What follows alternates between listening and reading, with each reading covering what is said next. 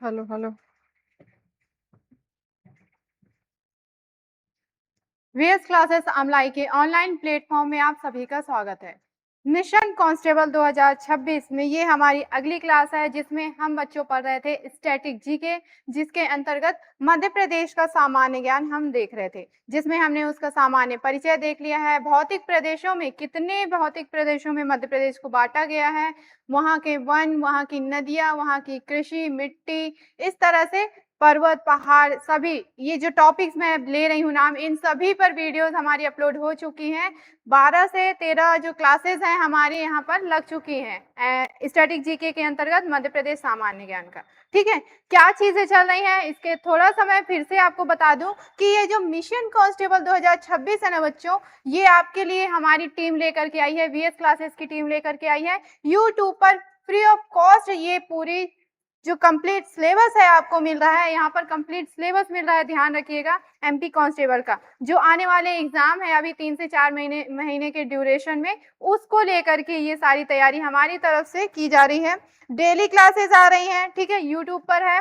Weekly test रखा गया है, पीडीएफ नोट्स भी आपको प्रोवाइड कर रहे हैं। अगर आपको क्लासेस अच्छी लग रही हैं, पीडीएफ नोट्स चाह रहे हैं, तो भी आपको यहाँ पर मिलने वाला है। मॉक टेस्ट, डाउट सेशन और रिकॉर्डेड बैकअप के साथ ये पूरा हमारा लक्ष्य जो है हमने शुरू किया है 11 मई से, और आज आपका यहाँ पे इतनी सारी चीजें हो चुकी हैं। अब एमपी जीके के अलावा जो भी दूसरे स्टैटिक में आपको चाहे भारत के परिप्रेक्ष्य में देखिए या मध्य प्रदेश के परिप्रेक्ष्य में देखिए, सभी से रिलेटेड आपको यहाँ स्टैटिक जीके मिल रहा है। मैथ रीजनिंग के वीडियो आ रहे हैं और भी दूसरे करंट अफेयर के वीकली वीडियोस जो है अपलोड हो रही हैं। ठीक है, यानी हमारी तरफ से आपकी तैयारी में कहीं पर भी ब्रेक नहीं लग रहा है, तो आपको अपने लिए थोड़ा मेहनत करना है। ठीक है, तो अब की बारी वर्दी हमारी, इस लक्ष्य के साथ हम हमारी जो क्लास है आज की उसको कंटिन्यू करते हैं। क्लासेस पूरी अटेंड करिएगा, आपके एग्जाम को लेकर के ये सारी चीजें चल रही हैं, इंपॉर्टेंट है। कोई भी चीज मिस करेंगे तो आपकी तैयारी अधूरी रह जाएगी। ठीक है, मैं बात कर रही थी पीडीएफ नोट्स की, तो वो आपको कहाँ पे मिल सकती हैं? यहाँ पे देखिए क्यूआर दिखाई दे रहा है, दो आपको, टेलीग्राम का है, एक इंस्टा का है। अगर आपको पीडीएफ नोट्स चाहिए तो आप हमें टेलीग्राम पर संपर्क करिएगा। इंस्टा पे अगर आप जाते हैं तो जो भी करंट इश्यूज चल रहे हैं, जो भी वर्तमान में महत्वपूर्ण घटनाएं चल रही हैं और जीके जीएस से रिलेटेड टॉपिक जो आपके एग्जाम में आपकी हेल्प करने वाली हैं, उससे रिलेटेड शॉर्ट्स वीडियोस आपको इंस्टा वाले पोर्शन में मिलने वाला है। ठीक है, इसके अलावा अगर आप हमारी ऑफलाइन कक्षाओं में जुड़ना चाहते हैं, क्योंकि देखिए ऑफलाइन की क्लासेस में एमपीपीएससी हो या एमपी कांस्टेबल हो, एसएससी हो, इन सभी से रिलेटेड क्लासेस जो हैं चल रही हैं। ठीक है, बच्चे आ रहे हैं, और जो आसपास के बच्चे हैं जो चाहते हैं ऑफलाइन क्लासेस, वो हमें इस नंबर पर कांटेक्ट करेंगे। ठीक है, ये हमारे इंस्टीट्यूट का कांटेक्ट नंबर है, इसके माध्यम से आप हमसे संपर्क कर सकते हैं। ठीक, चलिए, तो आज के हमारे टॉपिक में आते हैं। स्टैटिक जीके के अंतर्गत मध्य प्रदेश सामान्य ज्ञान में हम आज देखेंगे मध्य प्रदेश की खनिज संपदा के बारे में, मिनरल्स के बारे में हम आज यहाँ पर पढ़ेंगे। ठीक है ना, तो मिनरल्स कितने प्रकार के होते हैं, कौन कौन से मिनरल्स पाए जाते हैं मध्य प्रदेश में, और उनके लिए क्या स्थान है हमारे देश में, पूरे मध्य प्रदेश का, वो सारे डेटा को हम यहाँ पर देखने वाले हैं। अगर कोई खादान है उसको देखेंगे, उद्योग है उसको देखेंगे, पॉलिसी या नीतियां हैं उसको भी यहाँ पर हम समझेंगे। आराम से सारी चीजों पर चर्चा करते हैं। ठीक है, अगर नेशनल लेवल पे रैंकिंग की बात करें मिनरल्स के आधार पे, ठीक, तो देश में खनिजों के कुल उत्पादन में, देश में खनिजों के कुल उत्पादन में मध्य प्रदेश का कौन सा स्थान है? चौथा स्थान है। ठीक है ना, पूरे देश की बात कर रहे हैं, चौथा स्थान है, महत्वपूर्ण है, काफी शीर्ष पर ही है। खनिजों से जो प्राप्त होने वाले कुल राजस्व की बात करें तो उसको लेकर के मध्य प्रदेश का देश में दूसरा स्थान है। ठीक है, खनिजों से जो भी राजस्व प्राप्त होता है उसके आधार पर मध्य प्रदेश का दूसरा स्थान है देश के अंतर्गत, ध्यान रखिएगा। अब यहाँ पर कितनी राजस्व जो है प्रदान किया जाता है, मध्य प्रदेश की तरफ से कितना आर्थिक योगदान दिया जाता है, तो जो कि 2020-21 का डेटा है उसके अकॉर्डिंग है यहाँ पे। तो देखिए यहाँ पे 20,260 करोड़, ठीक है ना, 20,260 करोड़ रुपए जो 2020-21 के डेटा के अनुसार है, कि इतना आर्थिक योगदान मध्य प्रदेश की तरफ से खनिज को लेकर के, खनिज के आधार पर दिया जाता है भारत के आर्थिक व्यवस्था में, आर्थिक योगदान में। ठीक है ना, राजस्व में। इतनी चीजों को ध्यान रखेंगे।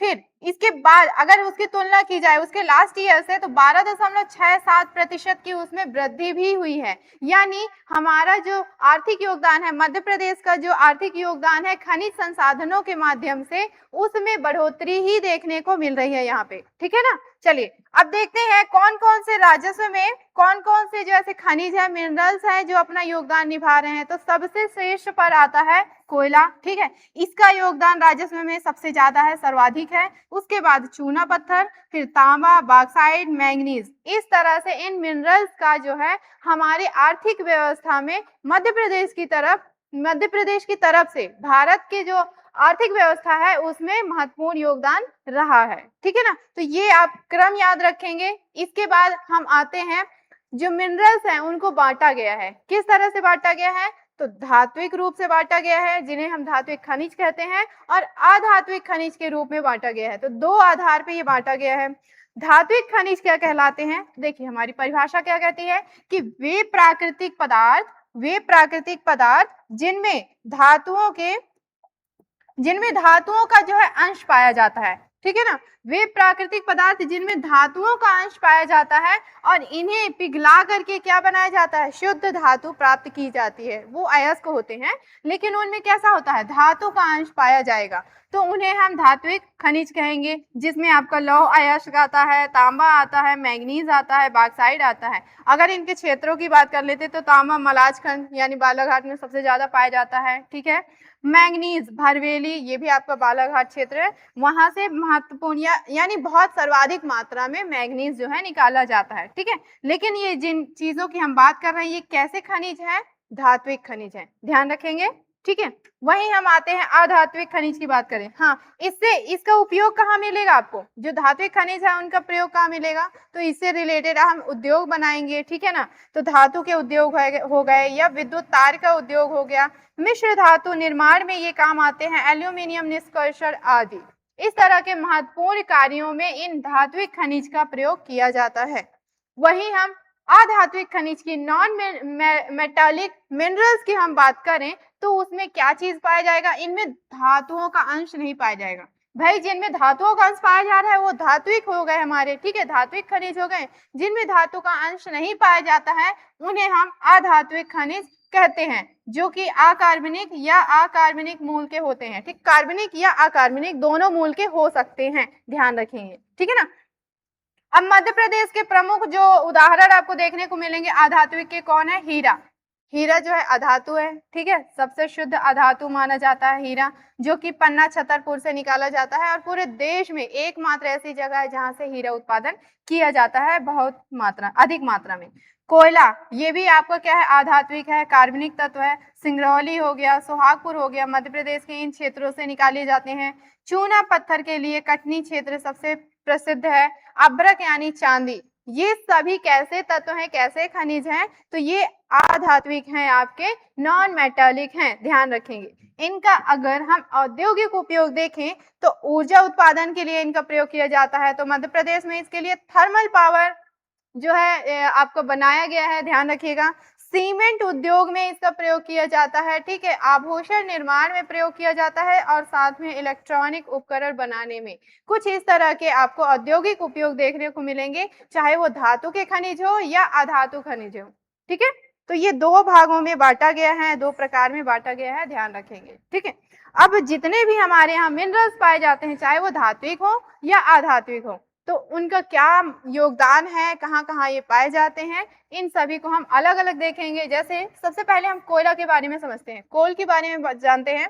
तो मध्य प्रदेश में कुल भंडारण कितना है, कितना उत्पादन किया जाता है, तो लगभग 27,673 मिलियन टन कोयला उत्पादित किया जाता है, निकाला जाता है हमारे मध्य प्रदेश से, ठीक है। और पूरे भारत का कुल कितने प्रतिशत है, ये 7.71%, लगभग 7.71% कोयला जो है हमारे मध्य प्रदेश से निकाला जाता है पूरे देश का, ठीक है। उत्पादन में अगर रैंकिंग में दें इसे हम देश के अंतर्गत, तो ये तीसरा स्थान इसको दिया जाएगा उत्पादन के आधार पर, ठीक है। और किस प्रकार का कोयला, अलग अलग प्रकार के होते हैं, ध्यान रखिएगा।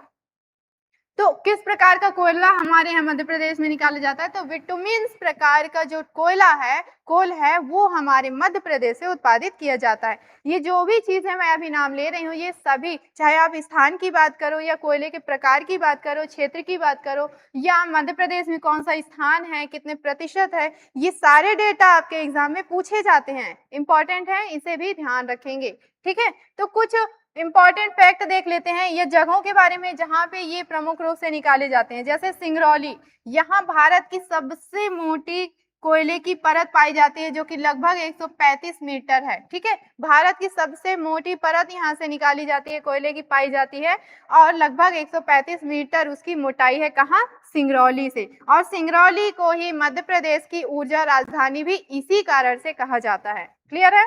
सोहागपुर, उमरिया जिला लगता है। रिलायंस इंडस्ट्रीज द्वारा यहाँ कोल बेड मीथेन का निष्कर्षण किया जाता है। मोस्ट इंपॉर्टेंट फैक्ट है दोनों, इन्हें आप ध्यान रखेंगे। ठीक है, अब देखिए इनका भौगोलिक वितरण, कोयले का भौगोलिक वितरण मध्य प्रदेश में किस तरह से किया गया है? तो दो भौगोलिक वितरण इनके रखे गए हैं। एक को बोला जाता है सतपुड़ा कोल बेल्ट। ठीक है, क्या होता है? अब बेल्ट कह रहे हैं, इसका मतलब चैन होगा, एक एक श्रृंखला होगी, एक एरिया होगा, उस पूरे क्षेत्र को बेल्ट कह दिया गया है। ठीक है, वही दूसरा है मध्य भारत बेल्ट। ठीक है, तो नाम से ही समझ में आ रहा है सतपुड़ा कोल बेल्ट है, यानी मध्य प्रदेश के दक्षिणतम भाग की हम बात कर रहे हैं, जिसमें होशंगाबाद, बैतूल, छिंदवाड़ा ये जिले लगेंगे। और मुख्य रूप से जो क्षेत्र होंगे वो कौन कौन से क्षेत्र होंगे कोयला उत्पादन के लिए प्रमुख?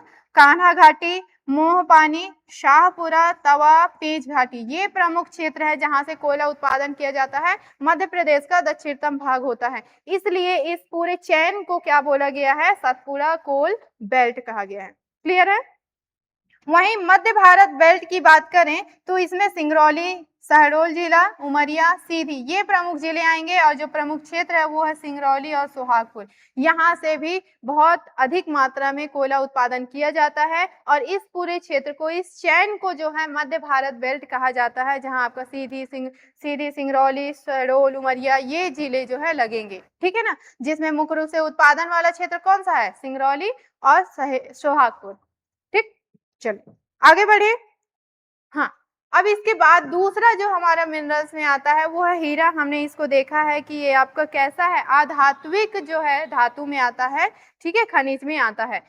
कुल भंडारण मध्य प्रदेश में 28.70 मिलियन कैरेट जो है हीरा उत्पादित किया जाता है मध्य प्रदेश से। ठीक है ना, और भारत का एकमात्र ये उत्पादक राज्य भी है। इसके अलावा अगर हम जगह की बात करें कि मुख्य रूप से कहाँ पे ये पाया जाता है, तो ये जो किम्बरलाइट पाइप है, ठीक है, जो चैन है उसका नाम रखा गया है किम्बरलाइट पाइप। ये हीरे की मुख्य शिरा है जो मझगवां, कहाँ पे है? ये पन्ना में।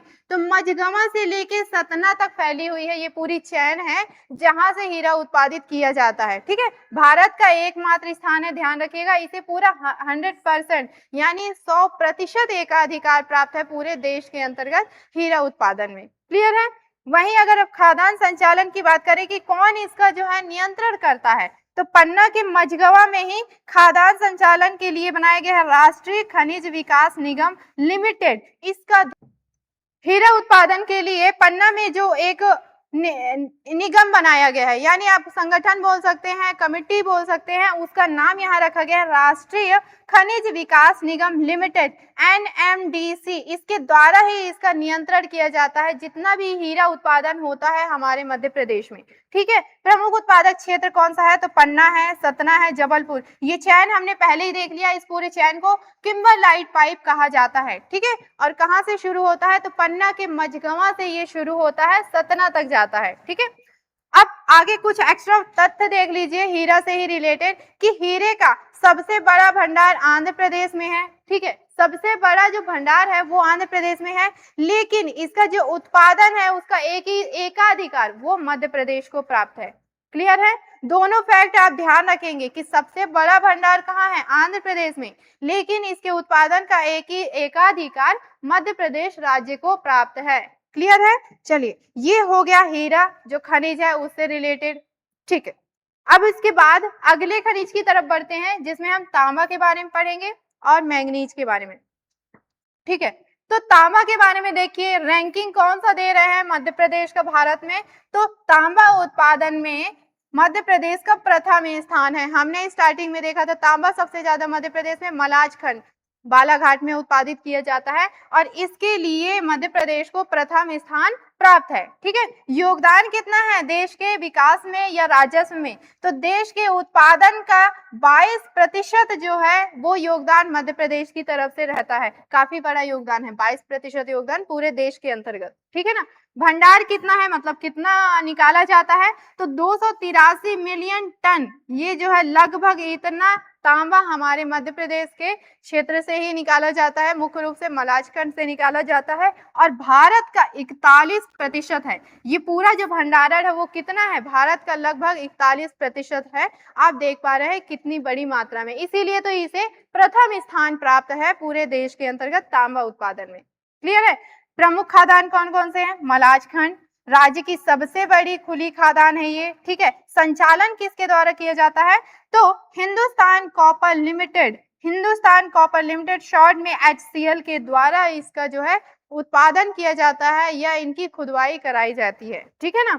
भूविज्ञान के बारे में अगर देखें, इससे रिलेटेड भूवैज्ञानिक तथ्य को, तो आग्नेय तथा कायांतरित शैलों से इसका निर्माण हुआ है। कैसे हुआ है, आग्नेय तथा कायांतरित शैलों के माध्यम से, पहाड़ों या पर्वतों के माध्यम से इसका निर्माण हुआ है, जिससे जहां से हम तांबा उत्पादित करते हैं। ठीक है ना। मैंगनीज के बारे में बात करते हैं। अगला जो खनिज है आपका मैंगनीज। मैंगनीज के उत्पादन में या खनन में मध्य प्रदेश को प्रथम स्थान मिला है। तो दो ऐसे कौन सी धातुएं हैं जिनके लिए मध्य प्रदेश को प्रथम स्थान प्राप्त है, यहाँ ये भी प्रश्न आपका बनता है। ठीक है, कि तांबा उत्पादन हो या मैंगनीज उत्पादन हो, इन दोनों के खनन में, उत्पादन में कौन सा स्थान प्राप्त है मध्य प्रदेश को, तो दोनों के लिए प्रथम स्थान प्राप्त है, ध्यान रखिएगा। और प्रमुख खादान इसका कहाँ पे है, भरवेली बालाघाट में ही है। पूरे एशिया का मोस्ट इंपॉर्टेंट फैक्ट कि एशिया की सबसे बड़ी मैंगनीज खदान है हमारे मध्य प्रदेश के भरवेली में, जिला बालाघाट। ठीक, अब इसका योगदान देख लेते हैं कि देश के कुल उत्पादन का 40% खनन जो है हमारे मध्य प्रदेश से होता है मैंगनीज का। ठीक है, कितना होता है, तो 57.71 मिलियन टन, इतना जो है मैंगनीज हमारे मध्य प्रदेश के भरवेली से निकाला जाता है। और पूरे भारत के जो जितने भी मैंगनीज पूरे भारत में निकाला जाता है उसका कितने प्रतिशत है, तो उसका 12% है, उसका 12% है। और पूरे देश के उत्पादन में, पूरे देश के उत्पादन का कितना प्रतिशत है, तो वो है 40%। दोनों चीजें आप ध्यान रखिएगा कि देश के पूरे उत्पादन का 40% उत्पादन हमारे मध्य प्रदेश में होता है और जितना उत्पादन हो रहा है कितना, 57.71 मिलियन टन, ये पूरे भारत का कितना है, 12% है। क्लियर है। चलिए, प्रमुख खादान हमने देख लिया, भरवेली बालाघाट में एशिया की सबसे बड़ी मैंगनीज की खादान है ये। और इसका उपयोग कहाँ किया जाता है, तो लौह अयस्क तैयार करने में। ठीक है, मतलब उसको गला करके शुद्ध लोहा प्राप्त करने में, मिश्र धातुओं के निर्माण में भी इसका प्रयोग किया जाता है मैंगनीज का। क्लियर है। अच्छा, कैसे इसका निर्माण हुआ है या कैसे प्राप्त किया गया है, कैसे ये बनी है इसकी प्रक्रिया, तो धारवाड़ जो प्रणाली है उसके पुरानी रूपांतरित चट्टानों से इसका निर्माण हुआ है, धारवाड़ प्रणाली से। ठीक है, तांबा के लिए क्या है, ये आग्नेय चट्टानों से बना है और कायांतरित चट्टानों या शैलों से इसका निर्माण हुआ है। वहीं मैंगनीज की बात करें तो ये धारवाड़ प्रणाली की पुरानी रूपांतरित चट्टानों से इनका निर्माण हुआ है। क्लियर हो रहा है सारी चीजें। तो हमने यहाँ कोयला के बारे में देखा, हीरा उत्पादन के बारे में देखा, हीरा खनिज के बारे में समझा, तांबा हो गया, मैंगनीज हो गया। इसके बाद अगले में आते हैं चूना पत्थर। ठीक है, जो मुख्य थे वो आपके वही थे, कोयला हो गया, हीरा हो गया, तांबा और जो आपको मैंगनीज हो गया। उसके अलावा और भी जो भी दूसरे मिनरल्स है जिसके लिए मध्य प्रदेश में भी उसका प्रमुख योगदान है देश के विकास में, राजस्व में, उनको भी हम यहाँ समझ लेते हैं। जैसे चूना पत्थर के लिए, तो चूना पत्थर के लिए देश में दूसरा स्थान प्राप्त है, इसको आंध्र प्रदेश के बाद, ध्यान रखिएगा। 9,424 मिलियन टन चूना पत्थर मध्य प्रदेश से उत्पादित किया जाता है। जिम्मेदार कौन है? तो गोंडवाना शैल के अतिरिक्त सभी अवसादी शैलों से इसका निर्माण हुआ है। ठीक है, क्लियर है, इसको ध्यान रखेंगे। अच्छा, विशिष्ट पहचान, तो कटनी को यानी यहाँ कटनी के सलीमाबाद को लाइमस्टोन सिटी के नाम से जाना जाता है। क्यों? इसी चूना पत्थर के कारण इसे लाइमस्टोन सिटी के नाम से जाना जाता है। ठीक है, इसके औद्योगिक उपयोग तो सीमेंट निर्माण में हो गया या धातु उद्योग का आधार हो गया। ये इस प्रमुख उद्योगों के लिए ये जाना जाता है। चूना पत्थर निर्माण जो है इन्हीं उद्योगों के लिए जिम्मेदार है। ठीक है, इसके बाद है बॉक्साइट। तो बॉक्साइट के लिए देखिए भारत देश में जो है कि कौन सा स्थान है? 5वां स्थान प्राप्त है मध्य प्रदेश को। ठीक है, भंडार देखें अगर तो 17.46 मिलियन टन जो बॉक्साइट है वो अपने मध्य प्रदेश से उत्पादित किया जाता है। ठीक है, तृतीयक निक्षेपों और लेटेराइट चट्टानों में से इसका निर्माण हुआ है। क्लियर है, विकास हुआ है। प्रमुख क्षेत्र कौन कौन से हैं मध्य प्रदेश के? तो जबलपुर, कटनी, मंडला, अमरकंटक, अनूपपुर जिला लगता है, अमरकंटक, अनूपपुर। तो इन क्षेत्रों से बॉक्साइट उत्पादित किया जाता है। ठीक है ना, कुछ एक्स्ट्रा फैक्ट हैं बॉक्साइट से रिलेटेड, उसे भी देख लीजिए। जैसे अमरकंटक खदानों से उत्तर प्रदेश के मिर्जापुर स्थित रेणुकूट संयंत्र को बॉक्साइट भेजा जाता है। ठीक है, कहाँ से? अमरकंटक से भेजा जाता है। उत्तर प्रदेश के मिर्जापुर में जो स्थित है आपका रेणुकूट संयंत्र जो कि बॉक्साइट का ही संयंत्र है, निर्मित है। वहां पे एल्यूमिनियम निर्माण किया जाता है वहां से।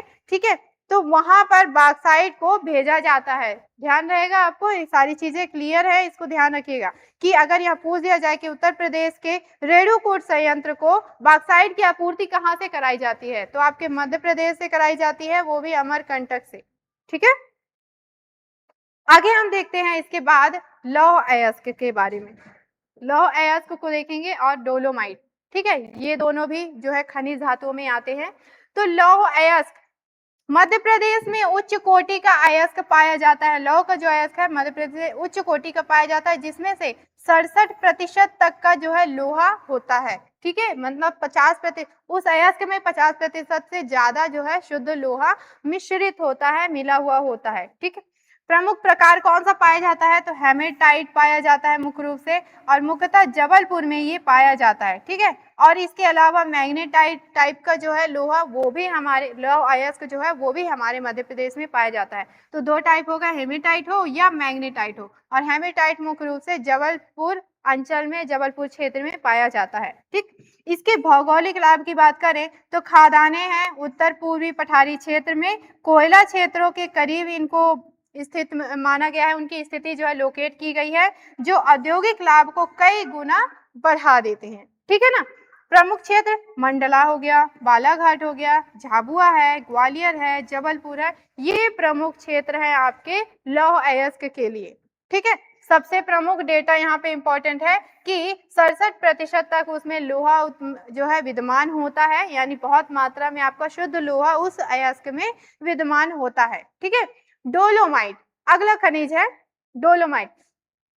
तो डोलोमाइट ये इस तरह, ये कैसी चीजें हम देख रहे हैं, ये अयस्क है ये सारी चीजें। ठीक है, जब चूना पत्थर में मैग्नीशियम कार्बोनेट का अनुपात 45% से अधिक होता है, ध्यान रखिएगा किसकी बात कर रहे हैं? डोलोमाइट जो है निकाला जाता है अयस्क से। कौन सा अयस्क से? तो चूना पत्थर अयस्क से निकाला जाता है। और कैसे? देखिए कि अगर चूना पत्थर में जो मैग्नीशियम कार्बोनेट है उसका अनुपात अगर 45% से ज्यादा होता है तो उसे ही हम क्या बोल देते हैं? डोलोमाइट कहते हैं। ठीक है, उसे ही हम डोलोमाइट कहते हैं। मध्य प्रदेश में कुल भंडार कितना है? तो 2311 मिलियन टन डोलोमाइट हमारे मध्य प्रदेश से उत्पादित किया जाता है, निकाला जाता है। प्रमुख क्षेत्र कौन से होंगे जहां से खनन किया जाएगा? वो है बालाघाट, नरसिंहपुर, छतरपुर, सागर, मंडला।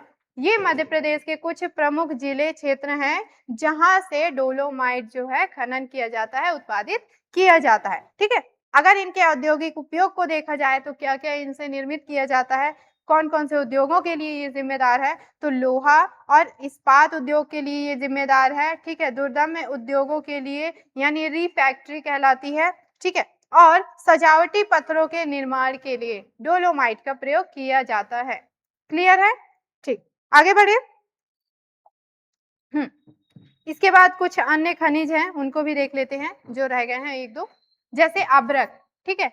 माइका की बात करते हैं, उच्च गलनांक और पतली लचीली चादरों में विभाजित होने की क्षमता इसमें पाई जाती है। यानी आप देख पा रहे हैं अब्रक को जितना आप पीटते चली जाइए, जितनी आप इसकी पतली चादर बनाना चाहें वो बन सकती है, ठीक है। मतलब ये ऐसा धातु है, ऐसा मिनरल्स है, ऐसा खनिज है जिससे बहुत ज़्यादा पतली एकदम पन्नी जो होता है आपका ना, उससे भी ज़्यादा आप इसको पतला कर सकते हैं, ठीक है। उनमें जो है फैलने की, इतनी ज़्यादा फैलने की क्षमता पाई जाती है। इनका गलनांक कुछ होता है, ध्यान रखिएगा। उपयोग, विद्युत इलेक्ट्रॉनिक उद्योगों में इसका प्रयोग किया जाता है, विद्युत उत्पादन में इनका प्रयोग किया जाता है, ठीक है। इलेक्ट्रिक उद्योग में इसका प्रयोग किया जाता है, टेलीफोन वायर वगैरह में प्रयोग होता है, कार में प्रयोग होता है। तो ये सब एग्जाम्पल बहुत बेसिक एग्जाम्पल हैं, आप आस-पास इनको देख सकते हैं, ठीक है। प्रमुख उत्पादन क्षेत्र कौन-कौन से हैं? तो बालाघाट, ग्वालियर, छिंदवाड़ा, होशंगाबाद, ये मध्य प्रदेश के कुछ जिले हैं जहां से अभ्रक बहुलता से निकाला जाता है। वहीं ग्रेफाइट की अगर हम बात करें तो कार्बन का अपरूप कहलाता है ये, ठीक है। कार्बन का ही अपरूप होता है ये, और रूपांतरित हो या आग्नेय चट्टानों से इसका निर्माण होता है। उपयोग की बात करें तो मुख्य रूप से पेंसिल में, पेंट में और बैटरी निर्माण में। आप देखते होंगे कि पेंसिल में जो काले कलर की बीच में जो निब होती है वो कैसे होता है, किससे बना होता है? वो ग्रेफाइट का ही बना होता है, ध्यान रखेंगे।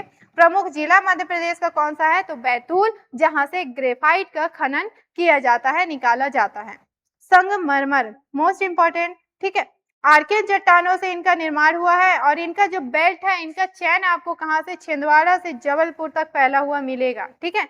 और कितने प्रकार के? तो 2 से 3 प्रकार के संगमरमर हमारे मध्य प्रदेश में पाया जाता है, चाहे वो सफेद संगमरमर हो, चाहे वो रंग बिरंगा हो, या लाल हरे रंग का संगमरमर हो।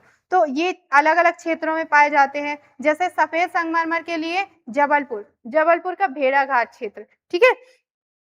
इसे संगमरमर की राजधानी भी कहा जाता है, इसी वजह से इस भेड़ाघाट को, क्योंकि यहाँ बहुलता से सफेद संगमरमर जो है निकाला जाता है। वहीं रंग बिरंगे संगमरमर की बात करें तो छिंदवाड़ा जिला और बैतूल, इन क्षेत्रों से निकाला जाता है। लाल और हरे रंग का जो संगमरमर है वो ग्वालियर से निकाला जाता है। तो ये जो प्रमुख क्षेत्र है, इसीलिए हमने कहा छिंदवाड़ा से जबलपुर का जो एक बेल्ट है, एक चैन है, वहां से संगमरमर के पत्थर निकाले जाते हैं, ठीक है। एक फिर एक्स्ट्रा अलग से जो रह जाता है धातु में, वो है टंगस्टन। टंगस्टन का स्रोत क्या है? तो वोल्फ्राम कहाँ पे है ये? आगर गांव, आगर मालवा गांव जो है, आगर गांव होशंगाबाद में पाया जाता है, ठीक है। सॉरी, आगर मालवा नहीं, आगर गांव, ये कहाँ पे है? होशंगाबाद। यहाँ से टंगस्टन निकाला जाता है हमारे मध्य प्रदेश में। इसमें गुण कैसा पाया जाएगा? तो ये अत्यधिक कठोर होते हैं, साथ में इनका जो गलनांक होता है वो उच्च होता है, ठीक है, उच्च गलनांक वाले होते हैं। उपयोग कहाँ किए जाएंगे? तो बिजली के बल्ब में आप देखते होंगे पतली पतली उसमें तारें बनी होती हैं ऐसे राउंड राउंड करके, वो टंगस्टन होती हैं, ठीक है। तो बिजली के बल्ब के फिलामेंट में और स्टील काटने में इनका प्रयोग किया जाता है। तो कुछ है जो एक्स्ट्रा अतिरिक्त खनिज थे उनके बारे में हमने देख लिया। इसके अलावा भी एक दो है, उन्हें भी हम यहाँ पर देख लेते हैं। जैसे rock phosphate, rock phosphate Jhabua जिले में उपलब्ध है ये, ठीक है। अब इसे जो है प्रोसेसिंग के लिए नेशनल फर्टिलाइजर लिमिटेड विजयपुर, जाओ कहाँ पर है ये? गुना में। नेशनल फर्टिलाइजर लिमिटेड विजयपुर गुना में भेजा जाता है, ठीक है, फर्टिलाइज करने के लिए, इसको फिल्टर करने के लिए। यूरेनियम की बात करें तो यह एक परमाणु सामग्री है, मतलब परमाणु संबंधी सामग्री है। इसके भंडार जो है शहडोल जिले में, बैतूल जिले में पाया जाएगा, और घोड़ा डोंगरी गांव में भी ये पाया जाएगा। ये यही है बैतूल में, घोड़ा डोंगरी। इसका हमने सत्याग्रह पढ़ा है, अगर नहीं पढ़ा है तो जब हम मध्य प्रदेश का इतिहास पढ़ेंगे दोबारा से तो उसमें हम फिर से रिवाइज करेंगे कि घोड़ा डोंगरी जगह जो है बैतूल में है। घोड़ा डोंगरी का सत्याग्रह भी हुआ था जब 1857 की क्रांति चल रही थी। स्लेट, स्लेट का निर्माण जो है मध्य प्रदेश का एकाधिकार प्राप्त है, ध्यान रखिएगा, मध्य प्रदेश को एकाधिकार प्राप्त है, यानी यहीं से ये निकाला जाता है मुख्य रूप से। मंदसौर जिले में सफेद और लाल रंग की स्लेट बनती है। स्लेट क्या होती है? तो देखिए अभी तो उतना यूज नहीं होता, बहुत पहले जो है बच्चों को पढ़ने लिखने के लिए उसमें से एक दफ्ती जैसा जो है एक बनाई जाती थी बोर्ड, ठीक है, जिसमें आप लिख सकते थे चौक के माध्यम से। डायस्पोर या पायरोफाइल, पाइलाइट कहलाता है, पायरोक्लोराइट कहलाता है। देश के कुल भंडार का 81.66% ये राज्य में निकाला जाता है। कौन सा क्षेत्र? तो छतरपुर, टीकमगढ़, शिवपुरी, ये प्रमुख क्षेत्र है जहां से डायस्पोर जो है उत्पादित किया जाता है, खनन किया जाता है। टॉक या सोपस्टोन की बात करें, ये अतिरिक्त खनिज है, थोड़ा थोड़ा इनके बारे में जाने रहिए कहाँ से ये उत्पादित किए जाते हैं। बस प्रकृति का सबसे नर्म खनिज ये माना जाता है, ठीक है ना। सौंदर्य प्रसाधन में इसका प्रयोग किया जाता है। बालाघाट क्षेत्र हो, जबलपुर हो, नर्मदा घाटी क्षेत्र हो, इन क्षेत्रों से सोपस्टोन जो है प्रयोग उत्पादित किया जाता है या उनका खनन किया जाता है, ठीक है। उसके बाद हम आते हैं किसमें? काएलिन, ठीक है। इसे चीनी की मिट्टी कहते हैं, जो चीनी मिट्टी जिससे बर्तन बनते हैं, चीनी मिट्टी के खिलौने भी बनते हैं या कप वगैरह बनते हैं, तो इसे काएलिन को चीनी मिट्टी कहते हैं। सिरेमिक, कागज और रबर उपयोग में इसका प्रयुक्त होता है, ठीक है। रबर उद्योग में इसका प्रयुक्त होता है। प्रमुख निक्षेप रीवा हो गया, ग्वालियर हो गया, इन क्षेत्रों से निकाला जाता है, ठीक। लास्ट में आपका सीसा। सीसा गैलिना इसका जो है प्रमुख अयस्क होता है। शीशे का जो अयस्क होता है जिससे हम सीसा प्राप्त करते हैं, उस अयस्क को गैलिना कहा जाता है। और मध्य प्रदेश में कहाँ कहाँ उत्पादित किया जाता है? तो झाबुआ, जबलपुर, दतिया आदि, इन प्रमुख जिलों से ही हम शीशे का गैलिना जो है हम निकालते हैं, जिसमें से हम सीसा उत्पादित करते हैं या सीसा बनाते हैं, ठीक है। तो ये प्रमुख खनिज हो गए हमारे, जितने हमने यहाँ पर देख लिया। इन सभी को आपने देख लिया और बहुत अच्छे से थोड़ा सा इसे पढ़ लीजिएगा वापस से रिवाइज कर करके। क्यों? क्योंकि यहाँ से क्वेश्चंस आते हैं, इसीलिए हम सारी चीजों को यहाँ बहुत बारीकी से देख रहे हैं, कोई भी फैक्ट हमारे यहाँ पे छूटे ना, ठीक है। मध्य प्रदेश की प्रमुख खनिज नीतियों की बात करें तो प्रमुख खनिज नीति में जैसे सबसे पहले 1995 का आता है, जिसे प्रथम खनिज नीति कहते हैं, ठीक है। इसकी शुरुआत कैसे या किस आधार पे हुई थी? तो राज्य की ये पहली आधिकारिक खनिज नीति है, ठीक है। इसके तहत जो है लघु खनिज अधिनियम 1996 पारित किया गया था, जिसका उद्देश्य क्या था कि राज्य सरकार द्वारा छोटी खदानों को सुचारू रूप से नियंत्रित और प्रबंधित करना इसका मुख्य उद्देश्य था। वहीं दूसरा 2010 में आती है दूसरी खनिज नीति, ठीक है। दूसरी खनिज नीति जो वर्तमान में भी लागू है।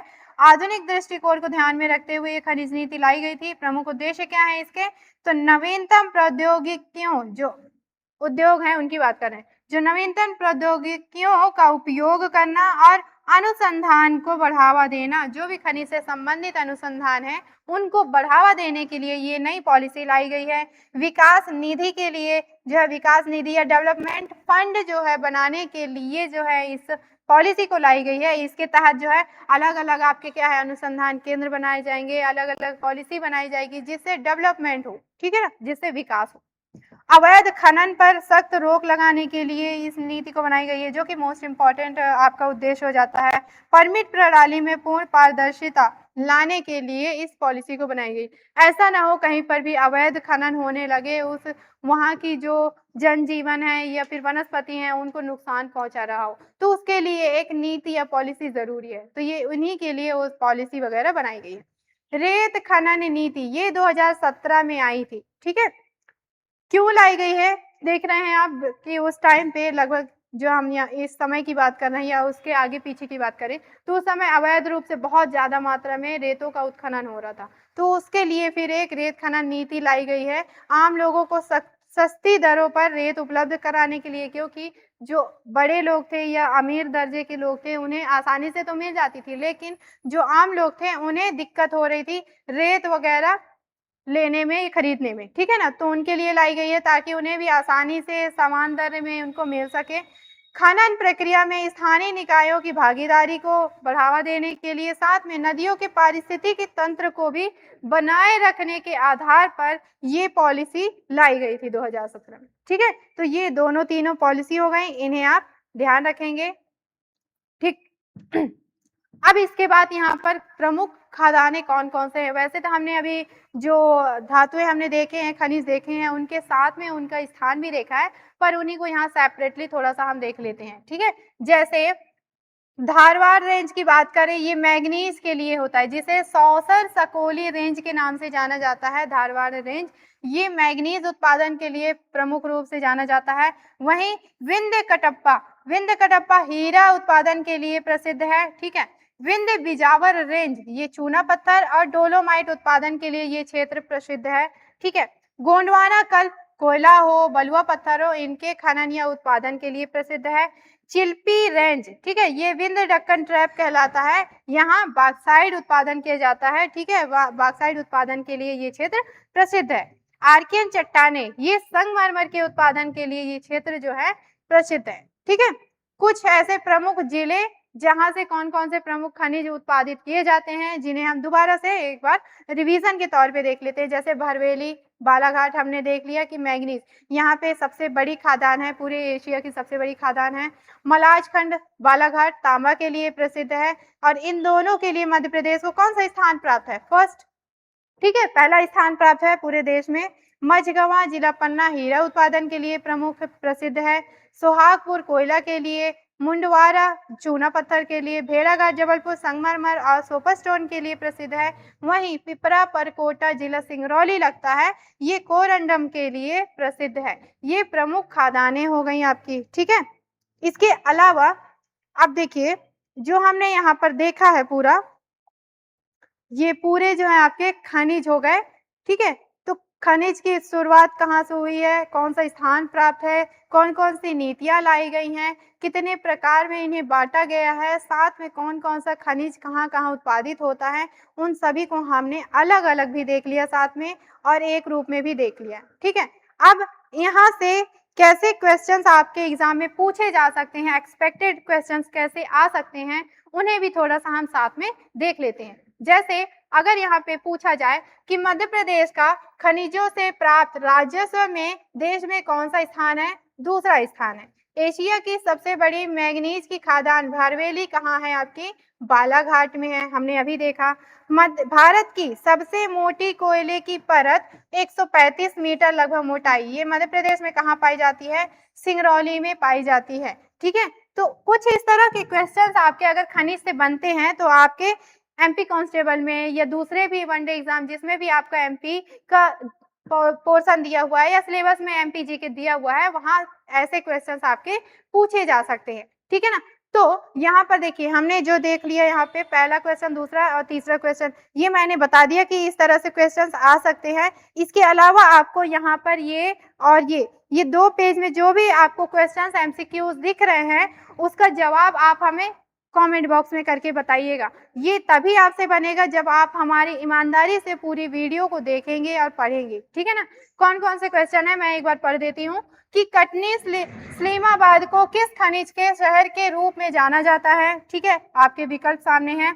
टंगस्टन का स्रोत वोल्फ्राम राज्य के किस स्थान पर पाया जाता है?